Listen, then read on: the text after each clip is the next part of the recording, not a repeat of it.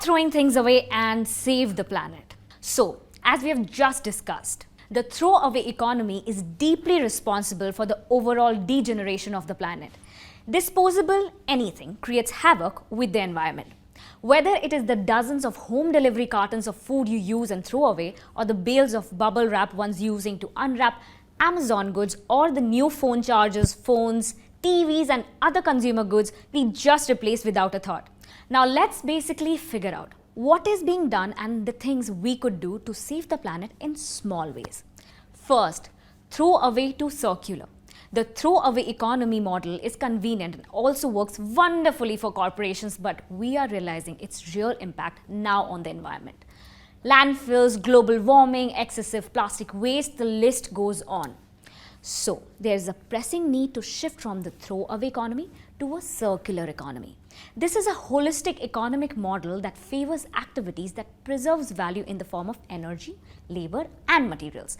This means manufacturing for durability, reuse, remanufacturing and recycling to keep products, components and materials circulating in the economy.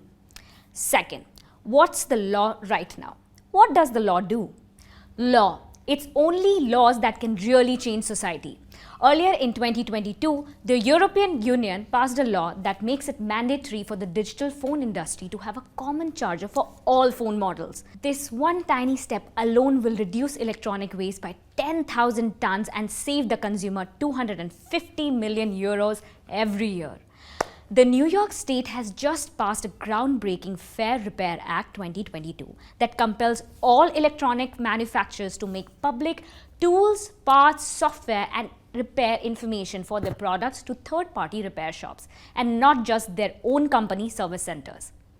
This empowers users to get their gadgets repaired at reasonable prices and not be compelled to buy new replacements. The EU as well as the Indian government is considering a similar law that makes all sorts of consumer product repairs common practice again. And to be fair, the Indian government has taken a strong stance about the environment by banning single-use plastics very recently, essentially implying say no to disposables. What else is there to do? Capitalism and consumerism together will always be like those crazy drunk friends at a party who want to keep getting wasted and never really stop, in spite of trashing your place and just not giving a shit. But no, the madness has got to stop. Bans and taxes, of course. Bans on certain types of materials and heavier taxes on certain items will automatically have some impact.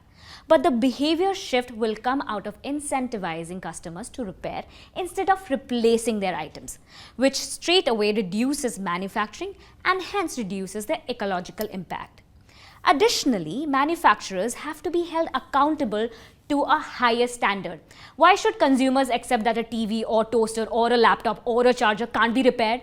Why is throwing it away and buying a new one the only option? If manufacturers are pushed to extend warranties and guarantee higher quality, the corresponding waste reduction could be huge.